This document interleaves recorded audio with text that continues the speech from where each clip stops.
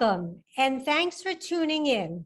I'm Lynn Berger, host of Lynn Berger Interviews Remarkable People. And today I have the pleasure of interviewing Mary Jones. Mary is a truly exceptional radio talk show host. And we're going to talk today how Mary got started and how she became this talk show host. So thank you so much, Mary, for being here. Oh, thank you, Lynn. It is so nice to see you, and I so appreciate the invitation. You're welcome. So take me back, Mary, to when you were a younger person. Did you know what you wanted to do? I think I knew what I wanted to do at the time. I did not know that I would actually reinvent myself a few times during my adult life, during my career. Just to go back, I went to college and have a bachelor's and master's degree in social work. And I worked in that field for about 7 years and loved it, really enjoyed it. But I decided at the age of 30 or so that I wanted to make a little more money. So I reinvented myself and I got into corporate recruiting, and I owned a large corporate recruiting firm in Connecticut. I did that for 18 years. And then when I was in my late 40s, I was just feeling, Lynn, and I'm sure with your career coaching clients and practice and experience, you hear this from a lot of people. I had gotten to a point where I loved my company. I loved the people with whom I was working, but I wasn't feeling that daily exhilaration. You know, when I woke up and put my feet on the floor in the morning, it wasn't that, oh gosh, I get to go to work again.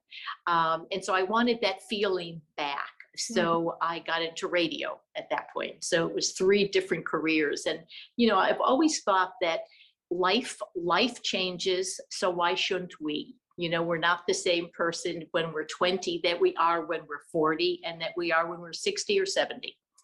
Absolutely. And thank you for that sketch of how you got to where you are today. I'd love to go back a little bit and understand, why did you choose social work in the first place? The very simple and honest answer to that is because that's what my mother was. When I was going to college, I will say, there weren't as many options for young women. You could become a teacher, you could become a nurse, maybe a social worker, but there weren't all the career choices that we have today. My mom was a social worker, so that was a natural fit. Okay, that makes a lot of sense. Background influences. Yes. And then after a while, you said it was more of a financial, you felt an urge to make more money? Well, I did. I just wanted to make more money. The last 6 years of my social work career, I was director of a United Way agency. Oh, wow. And it was a 24/7 agency. So my staff was on duty, and I ultimately was on duty around the clock for suicide calls and so on and so forth, mental health calls. And I remember thinking I'd get together with my friends, and they all worked in the corporate world, and they made more money than I did, and they didn't work as long as they worked like 9 to 5, and I literally was on the clock, around the clock, if my staff needed me. So it's like, wait a minute, what's wrong with this picture? So that, in all honesty, was about the depth of my analysis at the time. But yes, I did want to make more money. So I got into something I knew nothing about in terms of sales. I knew one could make money at sales if they were good. I knew that I probably couldn't relate to selling like phone systems or vacuum cleaners, anything mechanical or electrical. Couldn't relate to. What I could relate to was people through my social work background. So I got into corporate recruiting, where the product, if you will, is a person. And so I had a great comfort level with that from the first initial start. Yet it was a business. So how did you find yourself acclimating to being, quote, a businesswoman now? Yeah, I loved that. I remember it was, back 1987, I think I started that. And at that time, Lynn, and you may remember, there weren't as many women business owners as there certainly are now. It was the beginning of that. And so I felt very exhilarated by that, to kind of be doing things that not every other woman had done before. And I was also very excited to learn something like how to run a business. And so I was very motivated, very inspired by those things. Well, I know you're being modest now, but it was quite a successful business, correct? Well, it was, yes, it was the largest woman-owned business in Connecticut. Excuse me, the largest woman-owned corporate recruiting firm in Connecticut, So not that's Business big. Overall. Yeah. But that, yeah, and yeah, and I loved it. I loved it. But then, as I mentioned, when I was getting to my late 40s and I was thinking about my 50th birthday, and I've always been someone, Lynn, who has set goals for myself. And at that time, I was just thinking, okay, turning 50, that's one of those milestones. That's one of those biggies. And let's make it a splash with it, Mary. I mean, let's do something really big. Let's, get into, I don't know, maybe radio, for example.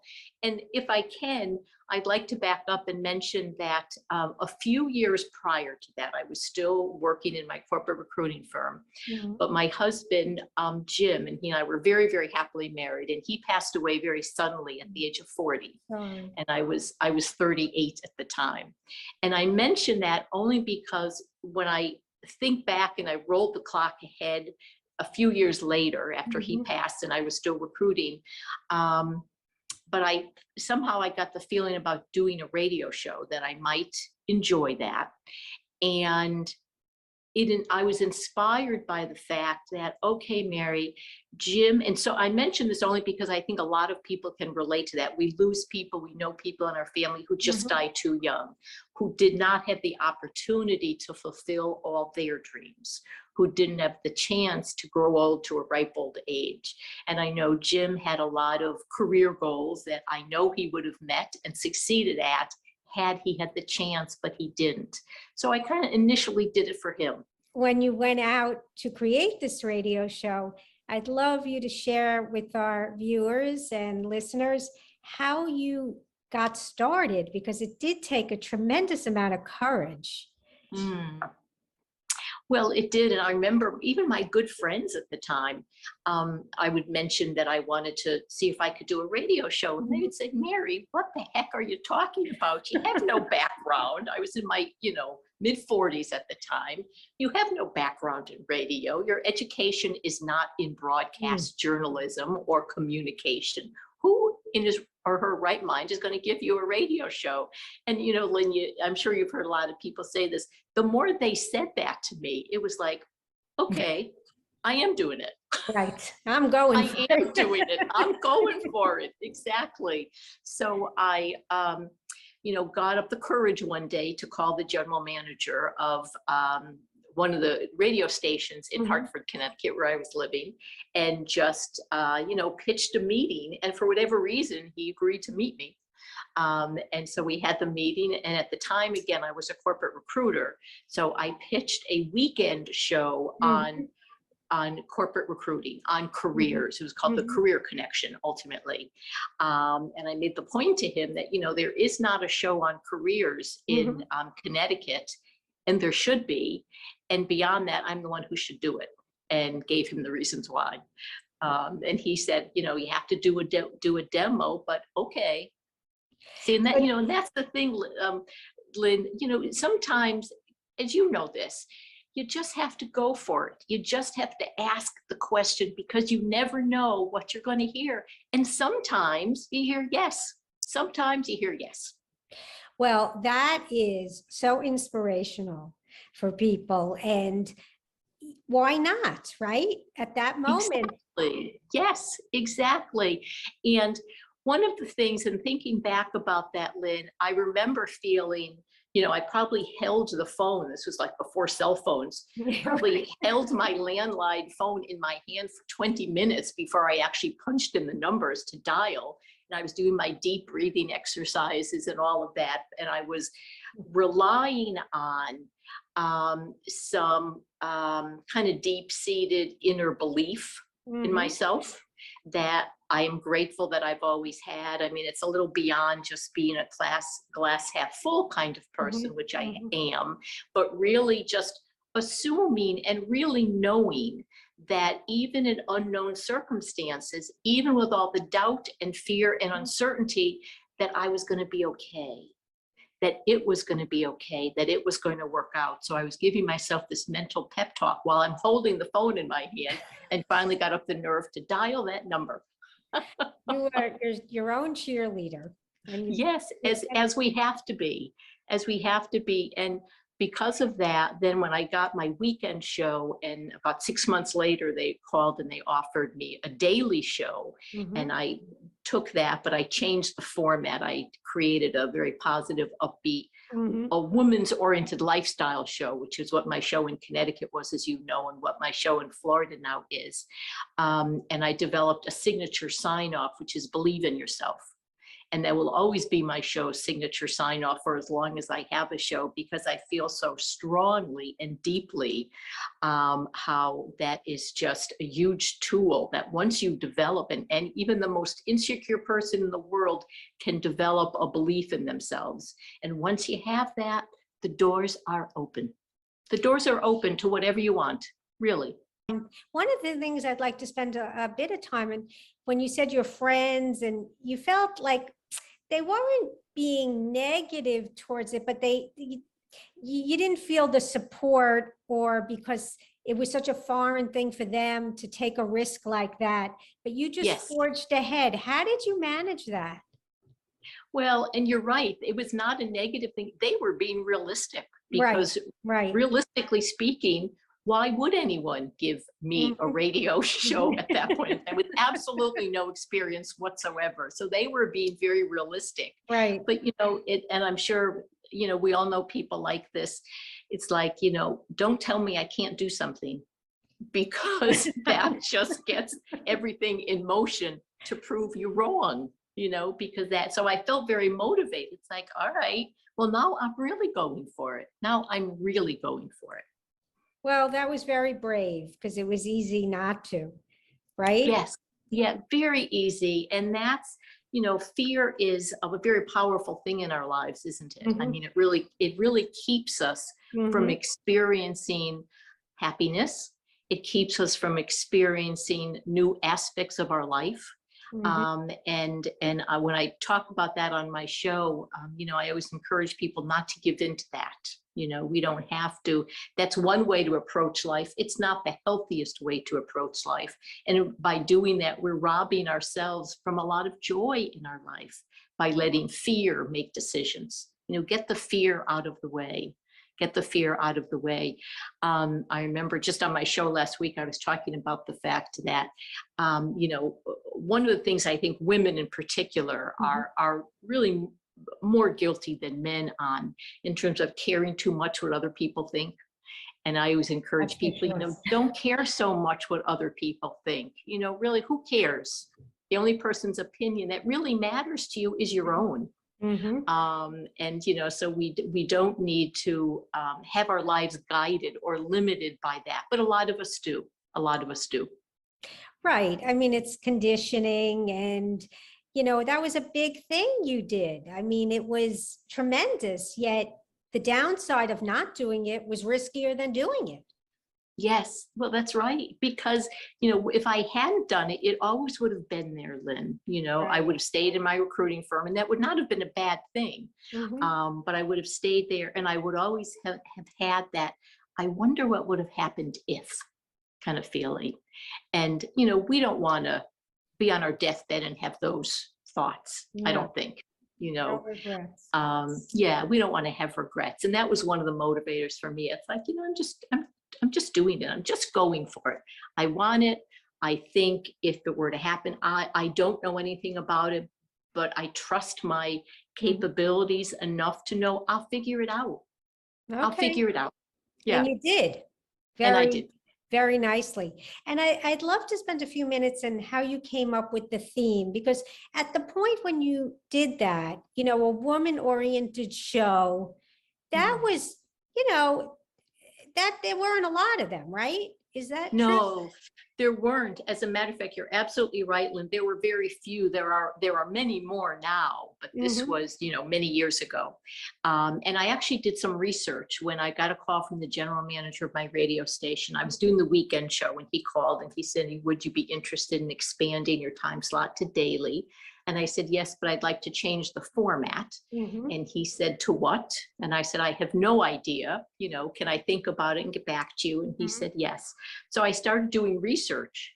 And I found that, because radio is a business like anything else, Mhm. I found that that theme for talk shows was very much new, Mhm. but more importantly, something that advertisers were interested in. So I decided if I Oh, could come up with a theme that I was really committed to, and that the station could easily sell, that's going to be a home run. That's going to be a home run because there weren't that many at the time. So it was considered novel. So I took that into account, did a lot of research, and yeah. well, that And was interesting, smart. yeah. And interesting, this just occurred to me. I remember when I was doing research, the research said at the time, again, many years ago, that with that sort of format, a positive, upbeat lifestyle, woman-oriented show, that women would be interested, that men would also be interested because they want to hear what their wives and what the women in their lives are learning about and talking about. But conversely, at the time, that wasn't the case as far as a lot of male-oriented theme shows. Men would listen, but women were not. So I remember being interested in that. It's like, oh, okay, that has probably changed now. But at the time, that was what my research told me. Well, that was very clever. And how did you do it? You got how many guests a week when you were doing the show full time? Well, when I started, it was 1 hour a day. When I went from weekends, they gave me 5 days a week, 2 to 3 in the afternoon. Mhm. And then they switched me to 9 to 10, and then 10 to 12, and then 3 to 6, what's called the afternoon drive time. Right. When I was doing the 3 hours, it was, let me see, 4 segments each hour, 3 hours. So that's 12 times 5, 60 segments a week, and I would schedule half of them with guests. So that's 30 guests a week. It was exhausting, Lynn. Well, Exhausting. how did you come up with 30 people? How did you choose what you would be speaking about? How did one person do that? Well, I found a couple of fabulous people like you who would do regular monthly spots. So that helped my scheduling, of course. That was one plus. I will always appreciate that. I would have, yeah, like half of my, so half of the segments, it would just be me talking, which I always enjoyed, and take callers from the listeners. And the other time, as I mentioned, I would be interviewing, and I would research guests that had expertise in areas that would fit the theme of my show and that I was interested in. But I was always researching topics, always researching guests. Did I mention it was exhausting? Well, just to even make it more exhausting, now it's pretty easy to research. We have Google.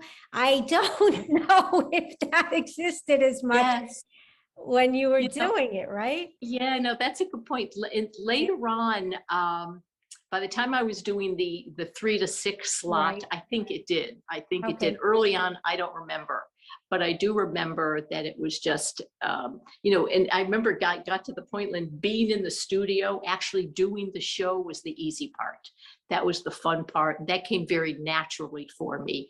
All Right. the preparation and the research, that's what, took a lot of time. But being in the studio, piece of cake. You're a natural. Yeah. Well, Yes. it's a matter of, and this in your practice, and I always encourage people, to figure out career-wise, figure out what they enjoy, because as you know, Lynn, we don't fail at things we enjoy. Mhm. And statistics prove that we do not fail at things we enjoy. We tend to fail at things that do not suit us, that are not aligned with our interests. And so if anyone were to figure out what they're really interested in and what they enjoy doing and Mhm. can translate that into a career, That was, they're going to hit it out of the park. well, They are. it's also the skills you have and the skills that you like to use, because Yeah. you can have a skill, but you don't necessarily like to use that skill. So it's that magic happens when it's a skill you have and you like to use it. You Yes, know, very that, good. right? So that's Yes. where, and one of the things that we spoke about in our pre-interview was that there's something very similar about all the things you've done, right? It doesn't appear on the surface, yet the two of us uncovered it. And what is it that they all have in common? Yeah. Well, and yeah, thank you for that. And this is something that occurred to me really Right, not that many years ago, not at all while I was right, going through these reinventions. So I was a social worker, I right, was a corporate recruiter, and now a radio talk show host. right. There is a common element to all of those three Mhm, careers, and that is interviewing people. You know, as mhm, a social worker, you're interviewing people, you're counseling people. As a corporate recruiter, I was interviewing people mhm. all the time about their next career move. As a talk show host, I interview guests. Right, So really asking questions and interviewing folks. And, you know, when that occurred to me, again, that was not intentional, but it brought to mind when I was in high school, Lynn, my friends would say, "Oh, Mary, you know, don't ask so many questions all the time." And I'm not sure they meant it as a compliment, but I was just always, you know, I had a natural curiosity, let's call it that, as opposed to nosiness. Let's call it a right, curiosity, right, interest in people and right, situations. So right. the interviewing aspect of my three careers came truly naturally to me, Right. No, which thank is you for really saying that. funny. I was gonna say Yeah. that because we talked about the question, Yes. you know, sometimes people do find it, you know, a lot, when you're asking a lot of questions, they're confused and it seems like a lot to take in, yet it was coming from a curiosity and interest place. And that was who you were from a young, Exactly. Yes, exactly. Exactly. And you know, it's interesting in thinking about that. I have always been, you know, Lynn, there are people who are self-directed and other directed. Mhm, mhm, I have always been other directed in terms of not really feeling a need to talk about myself as much. And by mhm, the way, I'm used mhm. to being the interviewer, not the interviewee, Well, Lynn, you're I doing a must great say, job. to that point. But I've always been other directed. So, Right. you know, I really have had that curiosity about other people, Mhm. and that is a natural thing. Talking about myself is less natural.